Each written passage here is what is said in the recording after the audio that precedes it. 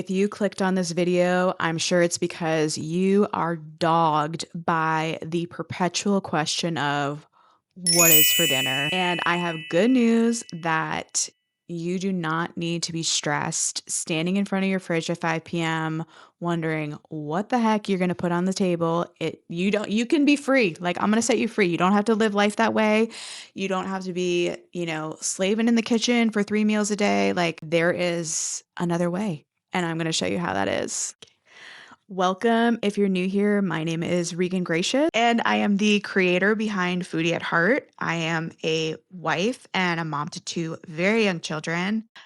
I am very excited to get into the nitty gritty and the details of the dinner system that I didn't even realize I had developed and was working for my family over the last couple of years. It really has, I guess, unknowingly revolutionized my life. And I hope that it changes your life as well. I hope that it helps to reduce and eliminate decision fatigue and take dinner from being something that you dread to being something that is calm and peaceful and essentially runs on autopilot.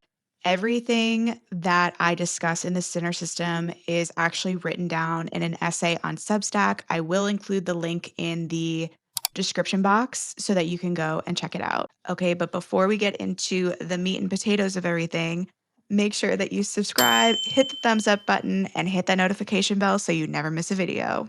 So today we are going to do a deep dive on the system that I personally use. I didn't even realize that I was working a system or had a system until I started creating content.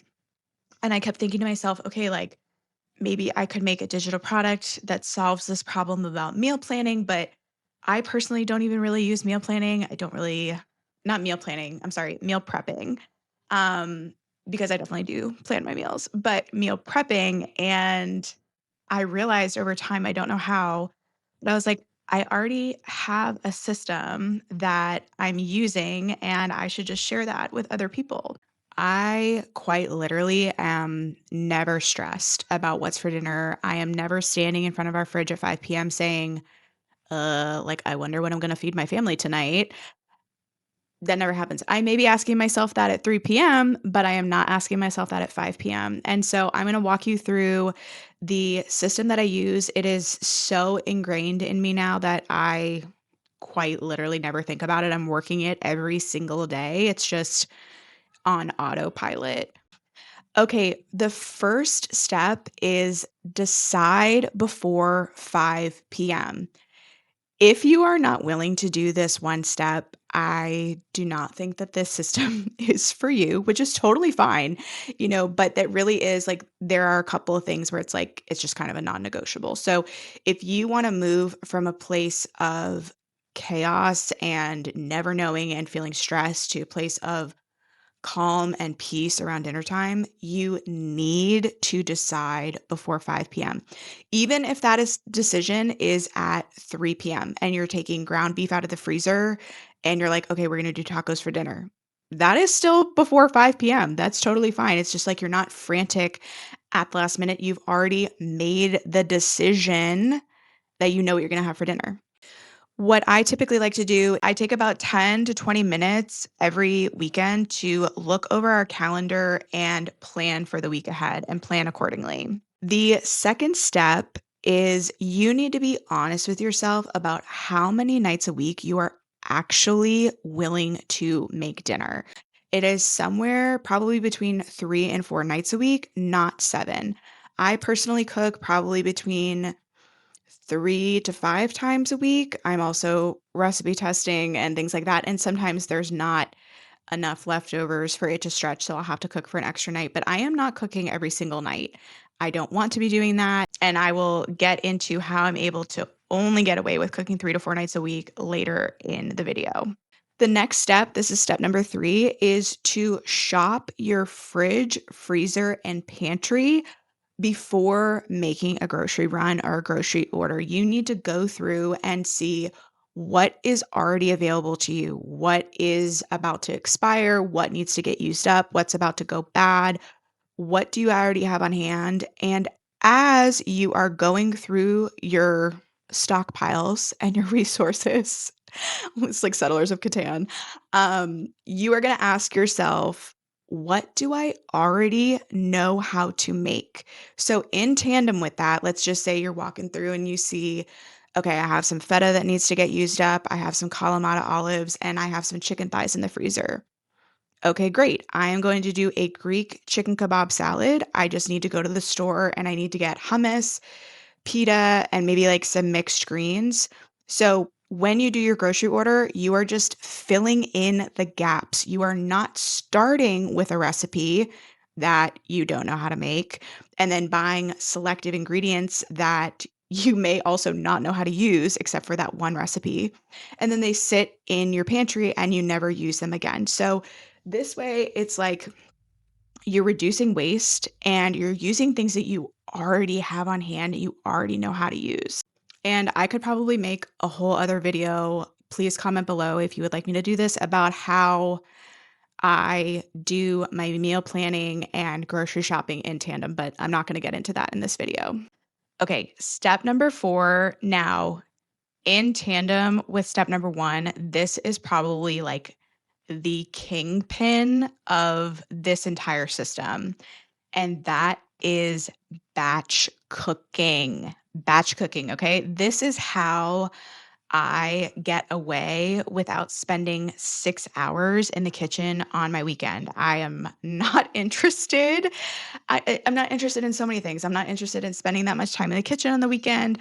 I'm not interested in eating the same meal every day. Like, I want it to be fresh. I want variety. And this is exactly how I am able to do that.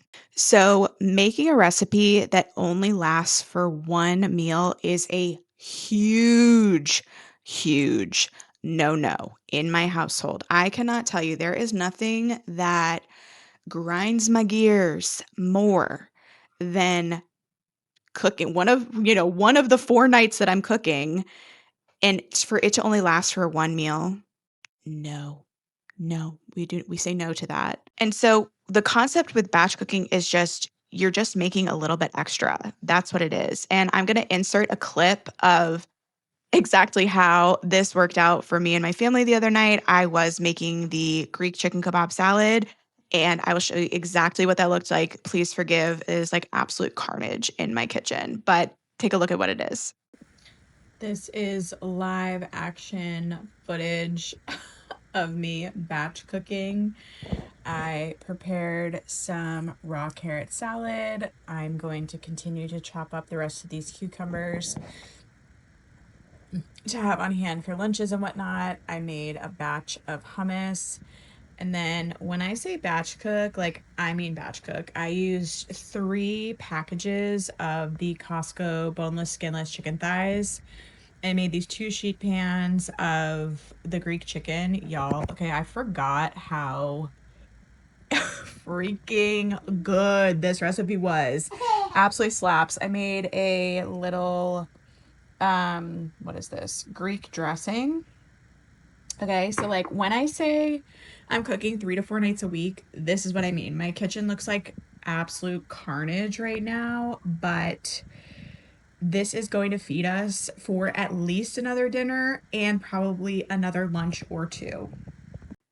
Okay, so like I said, with batch cooking, it's just making a little bit extra, and that is the secret. That is what keeps this system moving forward. Like, if I am marinating chicken, for example, with the Greek chicken that I showed you guys, that was probably like 3 to 4 pounds of chicken thighs. Now, I will tell you that was exactly 3 packages of the Costco boneless, skinless chicken thighs. It comes in like a 6-pack. I did 3 of those packages, and for reference, it is me, my husband, my toddler, and a baby. And for reference, all of that food lasted us we had dinner that night, I had lunch with a friend the next day, and then I also served up some of the leftovers at dinner. So, I would say it was enough meals for, like, 5 adults, maybe 6 if you were eating a little bit less. So when I am cooking, like let's just say for example, I'm making rice. I am making enough rice to last for the entire week. and I will just be reheating it in the microwave or on the stove or being able to repurpose it. So again, like I could probably do a whole other video about the meal planning, but I think about that strategically. Like when I'm planning my meals and I'm like, okay, well, if I'm going to be making a bunch of rice, I'm going to plan my meals around that and use it accordingly. Batch cooking is what allows me to get away with only cooking 3 to 4 nights a week.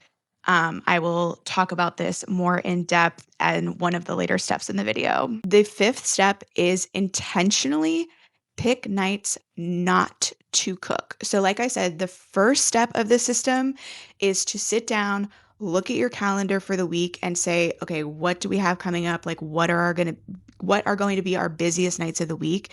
If you know that you are like, let's just say, for example, your kids have baseball on Wednesday night. Okay, that's going to be a really heavy day. It's going to be really busy. Do yourself a favor and plan to have leftovers that night or intentionally plan a takeout night.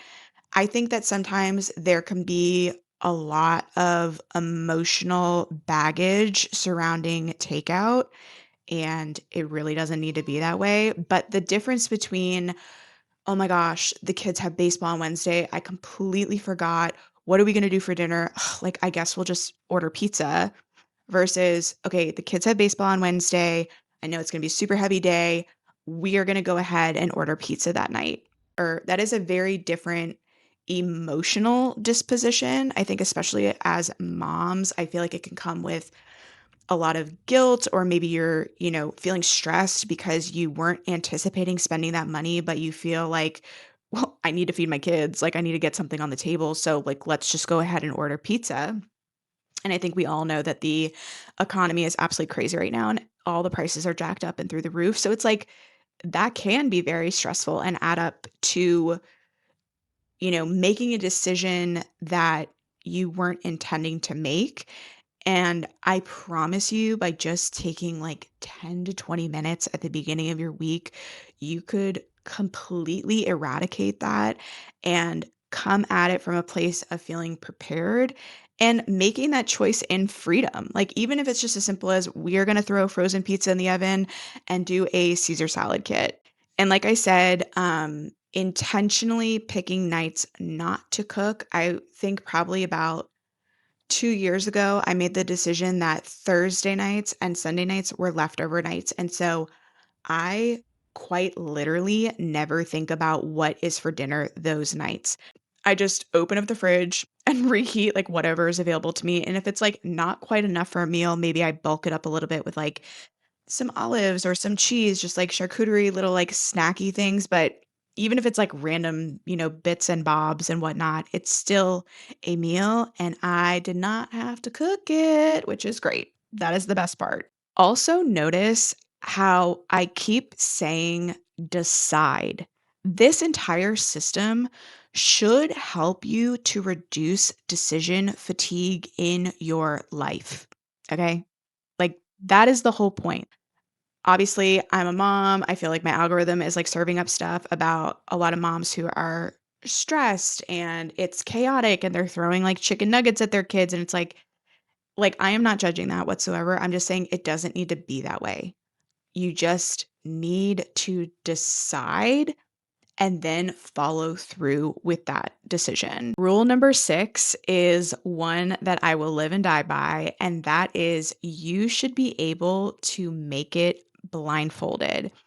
And what I mean by that is that the recipes that you are choosing to make for dinner during the weeknight, because I really feel like weeknight dinners should run on autopilot. Like, be free, be wild, and do what you want on the weekend when you have more of a mental bandwidth. But Wednesday nights are not the time to be exploring your Pinterest recipes. I'm sorry. I will stand by it. I am a food content creator, and I'm saying, like, you need to part ways with your saved recipe folder. I said it. I'm sorry. What I mean by this is you do not need new recipes every single night or even every single week. You need tried and true hits that allow you to run weeknight dinners on autopilot. Like, are you upset when someone makes you your favorite meal? No, you're so excited. You're stoked to eat that. So, what I'm suggesting to you is that you build up your wheelhouse of like 10 to 15 recipes that you genuinely love. And then you practice them enough times that you would essentially be able to make them blindfolded. Now, once you get to like a more advanced level, you could have like 10 to 15 recipes for like spring and summer and then a different 10 to 15 for like fall and winter. But if you are just starting out, please just like let's shore up the baseline and just get the foundation nice and strong. Point number 7, and I promise we're getting to the end, is if you do not have a baseline, I would suggest that you go and check out my Substack. I have a pinned post on there of true 30-minute meals. Now, I have a lot of feelings about 30-minute meals. I feel like the people who promote these type of recipes are often liars because it never includes prep time.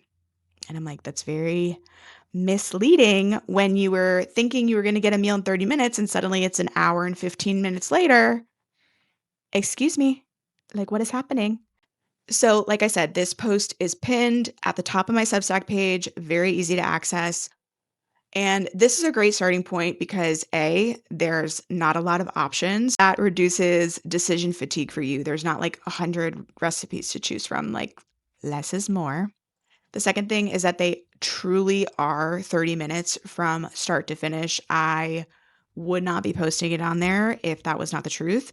And the third thing is that they are all flavor bombs, which is absolutely a given. Like, my core promise is if I personally would not make this recipe again, I will not be posting it. Like, it needs to be good enough for me to want to make on repeat. And lastly, step number 8 is that once you have all of these foundational pillars in place, you have your baseline, all the things, and you're ready for new pastures, you want to go check out a new recipe, I would be honored if you would check out my Substack. I am putting new recipes out every single month. I hope that I can earn your trust over time and provide you with tested 10 out of 10 recipes. I would be honored if you would consider trying them. And then if you love them enough to add them to your wheelhouse, that would honestly be the highest praise. That would be the absolute highest praise.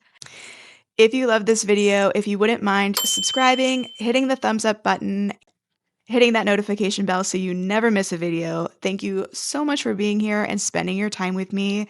And as always, cheers and happy cooking.